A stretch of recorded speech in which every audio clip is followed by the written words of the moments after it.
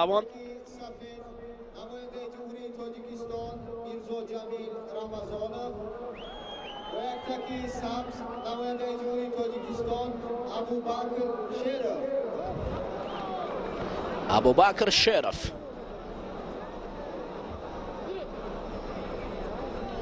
در اینجا پهلوان یک تک سفید پوشیده او را میرزا جمیل رمضانوف که بیشتر مردم با نام عزیز مردم میشناسند. پهلوان مردمی عزیزی که اگر میون چسبد باور کنید از آسمان رقیبانو میآورد.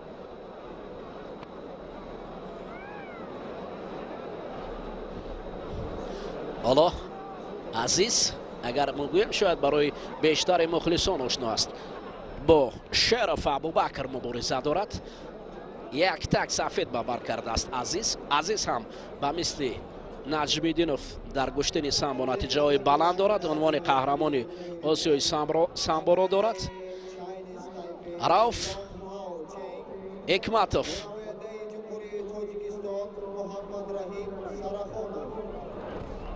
برای شاگردانی خود ببینید این بعد از امر داور بود عزیز. حالا بست داور میگوید که حالت تکرار رو ببینیم. این پرتافت رو عزیز با یک چشمی نگران به این پرتافت نظر میکند. خب حالت تکرار رو ببینیم. عمل از جانب عزیز بود.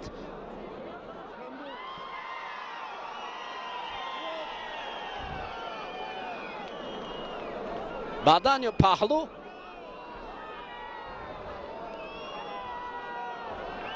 پهلو اوهو آنا گوشتین می شود.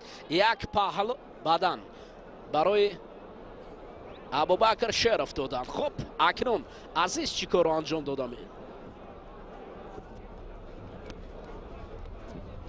اینجا نبرد میانی عزیز که مردم رو بیشتر با لقب عزیز میشنند. در اینجا دوباره با همون اصول خیش شکست میخورد. این نوبت نیست فکر میکنم پرتافت ابوبکر شرف چنان عزیز را آموخته است که هر یک قدمی او را پیروی میکند و بر مقابل اصول های پهلو بدن حالا برای پهلوان یک تک سبز میدهند. این عزیزی که جایزه را سال گذشته به دست آورده بود از دست رقیب رو به شکست دارد. فقط باقی مانده است که کمر دارد.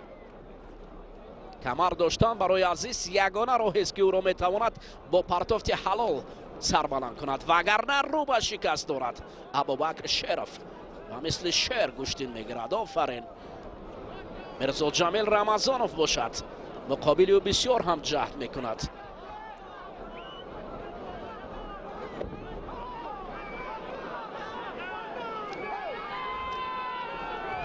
میرویم حالا اکنون نبرد نوبتین. گوشتین گرفتن از جانب داور مرکز. عزیزی که اینقدر شور و شوقش مردم باور کنید از او امید زیاد داشت. حالا اکنون شرف ابوبکر هم بر مقابل بسیار عالی واه به قول دیگر آتش چشمی عزیز رو گرفتین. ابوبکر چرخ میزنند. عزیز وهم دارد باید این کوشش کند.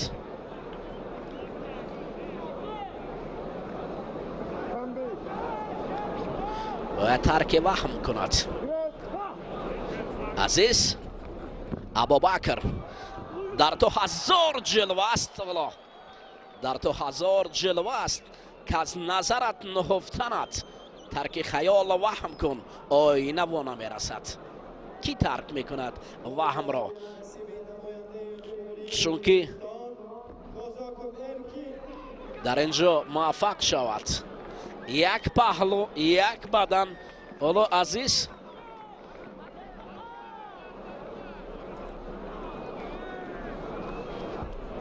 بسیار یک نگاه جدی دارد بر مقابل رقیب.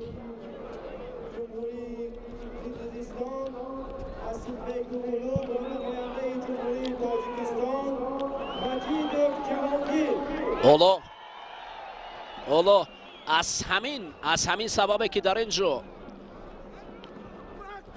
اوه باز همون ببینید بسیار ابوبکر آموخته است عزیزرو، چنان آموخته است که همون شیوهی که رفتن سرنشه میارد و خود عزیز میافتد.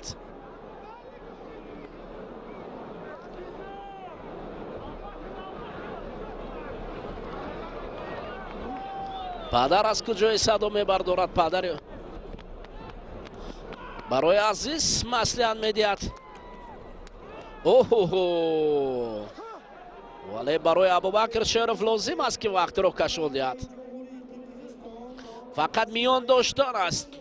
اگر میان دارد عزیز یگانه راهی خلاصی از این پهلو و بدن است، وگرنه رو به باخت دارد. یگانه راهی نجات برای عزیز این میان یا کمربند داشتن است. باز میگویم حالا کمربند داشته است. اوه با همون شیوه میافتد. بعد پهلو حلال است. ابوبکر شرف چنان عزیز را آموخت که فقط و فقط با این شیوه رقیب را شکست داد. اوه ابوبکر شرف اکنون این چهره جدید در میدان گشتین حتی برنده شاه جایزه وزنی تا 70 کیلو رو مغلوب کرد. ببینید چون این است گشتین است. انا این گشتین شفاف گشتین است که امروز چهره های جدید رو میبرارد. برندگان شاه جایزه سال گذشته پیهم از مقام های افتخاری قفا میمانند، چهره های جدید میبرایند. هستند نفرانی که ولی عزیز هنرش ناتکرار است.